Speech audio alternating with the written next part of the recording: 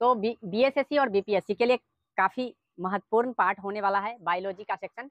जैसा कि हम जीवधारियों का वर्गीकरण और कोशिका विज्ञान में हमने अभी तक कुछ बताया है, जिसमें से कोशिका विज्ञान के अंतर्गत ही हमको डीएनए और आरएनए को पढ़ना है। डीएनए और आरएनए केंद्रक के अंदर पाया जाता है, ये आपको पता होना चाहिए कि ये एक प्रकार का क्षार है जो डीएनए और आरएनए के अंतर्गत आता है। यदि हम बात कर ले डीएनए की, तो डीएनए केंद्रक के अंदर तो होता ही है, साथ में आपको ये भी एग्जाम में ध्यान रखना है कि माइटोकॉन्ड्रिया और हरित लवक के अंदर भी डीएनए होता है। इस बात को ध्यान रखेंगे कि माइटोकॉन्ड्रिया और हरित लवक के अंदर आपको डीएनए मिलेगा। यह जो है एक प्रकार का पोलीन्यूक्लियोटाइड है, ये ध्यान रखिएगा, पोलीन्यूक्लियोटाइड है।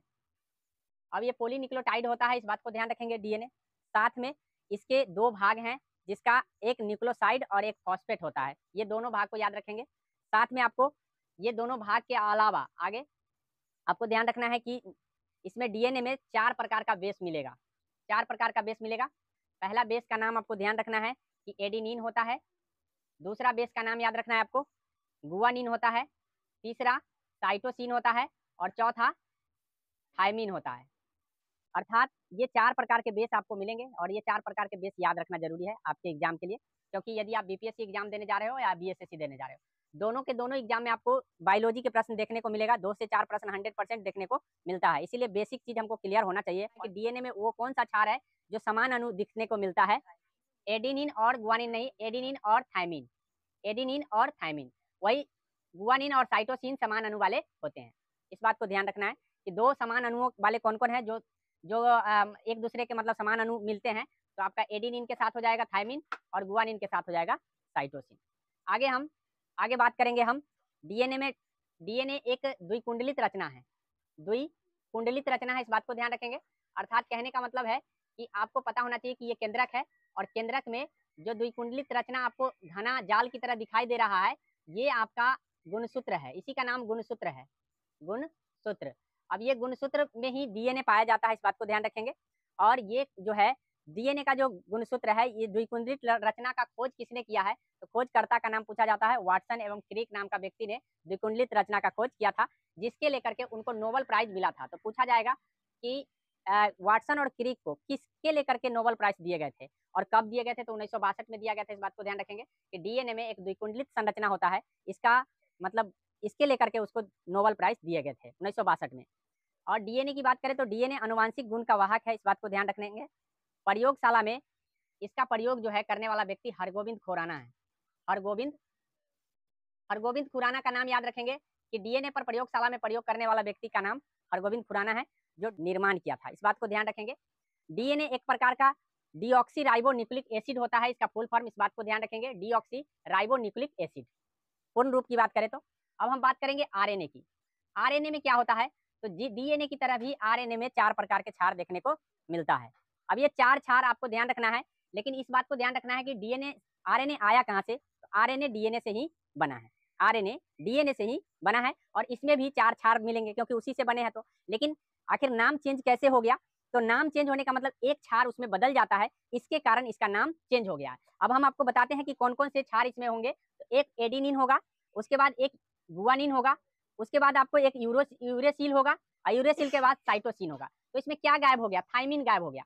देख लीजिए, थायमिन इसमें से गायब हो गया, तो ध्यान रखेंगे, इसीलिए इसका नाम आरएनए हो गया, क्योंकि अलग बेस इनमें एक बन गए हैं। तो ये एग्जाम में पूछा गया है कि आरएनए में यूरेसिल की जगह, डीएनए में यूरेसिल की जगह जो है क्या होता पाया जा रहा है, तो थायमिन पाया जा रहा है। इस बातों को ध्यान रखेंगे। यूरेसिल और यहाँ यूरेसिल मिलेंगे तो यहाँ थायमिन मिलेंगे। और बाद बाकी सभी के सभी अणु यहाँ पे आपको सेम देखने को मिल जाता है। अब हम डीएनए की बात करें और आरएनए की बात करें, तो डीएनए में प्रकार नहीं देखने को मिलेगा, लेकिन आरएनए में प्रकार देखने को मिलता है। इसके लेकर के हम आरएनए के प्रकार से एग्जाम में पूछा गया है। एक आरएनए जो होगा, आरएनए में 3 प्रकार देखने को मिलेगा। एक प्रकार आपका होगा आरआरएनए होता है, एक टीआरएनए होगा और एक हो जाएगा एमआरएनए। ठीक है, इस तरह से आपको देखने को मिलेगा। तो आरआरएनए की बात कर लेते हैं कि आरआरएनए किसको कह रहे हैं, तो राइबोसोमल होता है आरआरएनए। वही ट्रांसफर आरएनए को हम कहेंगे टीआरएनए और मैसेंजर आरएनए को हम कहेंगे एमआरएनए। एग्जाम में पूछा गया है कि एमआरएनए में एम का क्या फुल फॉर्म होता है, तो मैसेंजर होता है, इस बात को ध्यान रखेंगे, क्योंकि mRNA जो है का डिनोट करता है मैसेंजर से, इस बात को ध्यान रखना है। ये प्रोटीन के अंतिम क्रिया में ट्रांसलेशन का काम करता है, इस बातों को ध्यान रखेंगे। जो RNA है ये प्रोटीन के क्रिया में ट्रांसलेशन मतलब ट्रांसलेट करने का काम करता है। अब हम DNA और RNA में आपको बता दिए तो आपको अंतर भी आ ही गया होगा, लेकिन हम थोड़ा सा अंतर बताने की प्रयास करेंगे। आप यहाँ देखिए कि RNA में यूरेसिल है तो वही DNA में थायमिन है, ये अंतर देखने को मिल जाता है। DNA की बात करें तो मुख्य रूप से आपको केंद्रक में प्राप्त होगा, अर्थात DNA जो होता है ये आपको केंद्रक में मिलेगा, वही RNA आपको मिलेगा केंद्रक के अलावा या कोशिका द्रव्य में भी प्राप्त होता है। तो इस बात को ध्यान रखेंगे कि RNA आपको कोशिका द्रव्य में भी मिलता है। उसके बाद आपको यह डीऑक्सी राइबो शर्करा है और ये जो है एक राइबोज शर्करा होता है। तो ये बेसिक सी अंतर है जो आपको याद रखना है। अब आगे बढ़ेंगे हम, पादप कोशिका और जंतु कोशिका में थोड़ा अंतर बता देते हैं। क्या है पादप कोशिका और क्या है जंतु कोशिका, ठीक है। जंतु कोशिका और पादप कोशिका, बोर्ड का प्रॉब्लम, यानी जंतु कोशिका और पादप कोशिका में बेसिक से डिफरेंस आपको ध्यान रखना है कि क्या क्या डिफरेंस हो सकते हैं। तो पादप कोशिका आप पढ़े हैं कि इसमें कोशिका भित्ति होगा, कोशिका भित्ति होगा, लेकिन जंतु कोशिका में भित्ति नहीं होगा। जंतु कोशिका में भित्ति नहीं होगा क्योंकि कोशिका भित्ति निर्जीव होने के कारण ये कठोर होता है और इसको काटने पर दर्द नहीं करता है। लेकिन जंतु कोशिका में कोशिका झिल्ली होगा। कोशिका झिल्ली हालांकि इसमें भी उपस्थित होते हैं, लेकिन ध्यान रखेंगे इसमें कोशिका भित्ति अनुपस्थित होता है। वही इसमें आपको लवक देखने को मिलेगा, लवक, जबकि जंतु कोशिका में लवक देखने को नहीं मिलता है, ठीक है। कोशिका मतलब लवक अनुपस्थित रहता है, नहीं रहता है, इस बात को ध्यान रखेंगे। इसमें रिक्तिका की बात करें तो रिक्तिका इसमें बड़ा होता है, रिक्तिका इसमें आपको बड़ा होगा, वही इसमें इसकी अपेक्षा छोटा होगा। जंतु कोशिका में रिक्तिका छोटा होता है।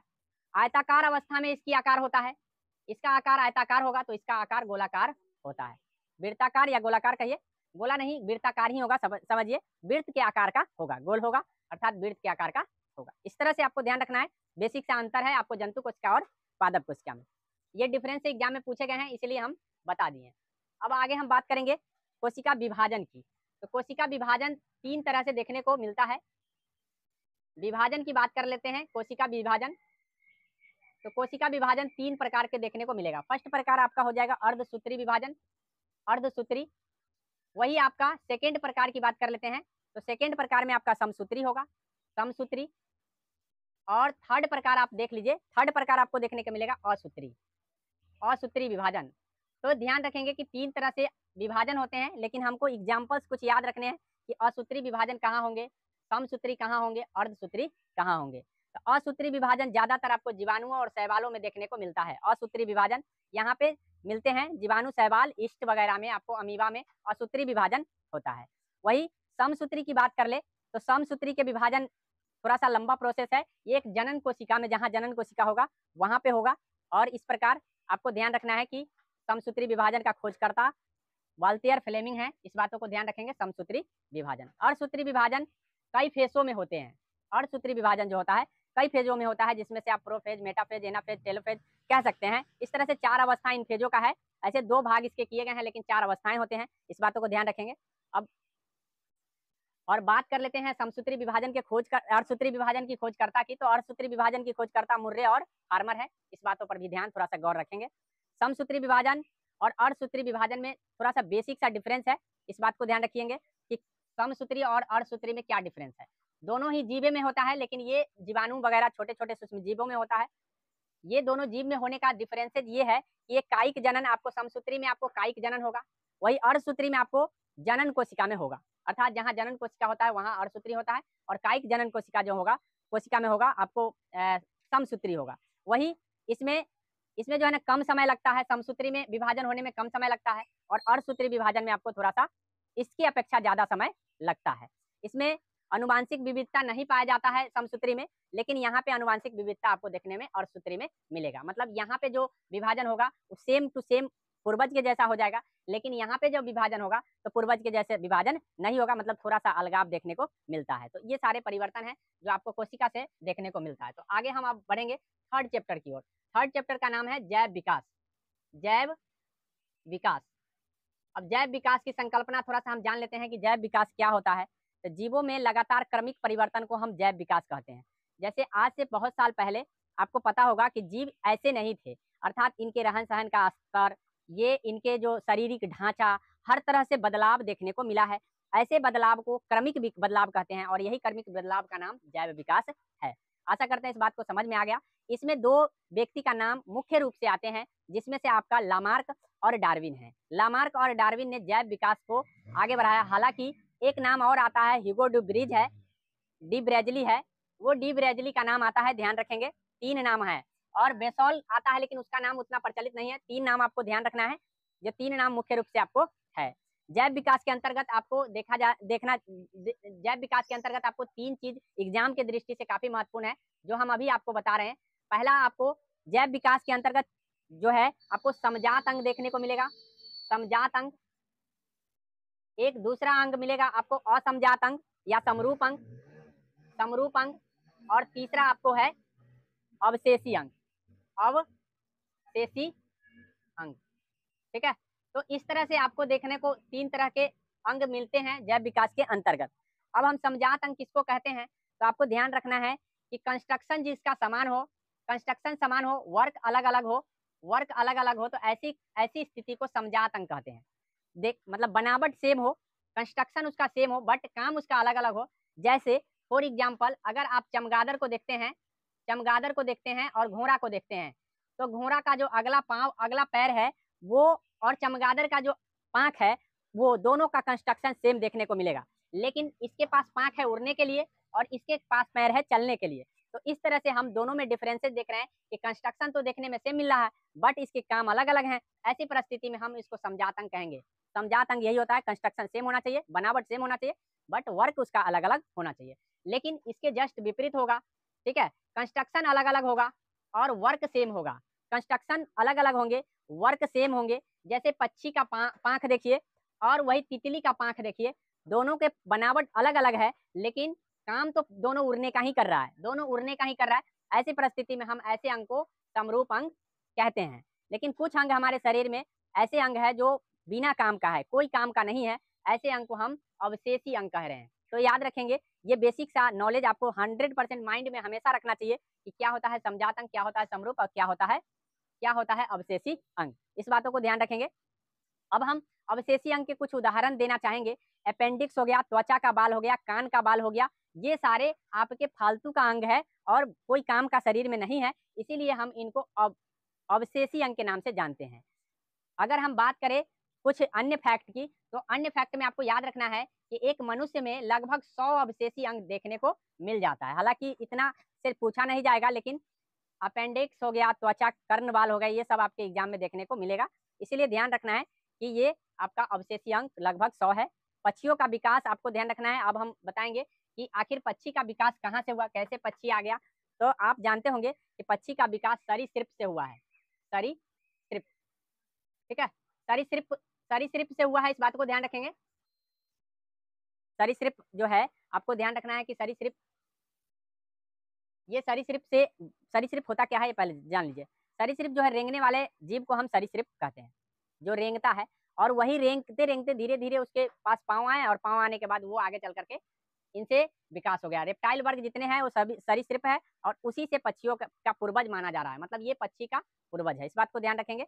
और बात कर लेते हैं स्थल पर जीवों का विकास कैसे हुआ।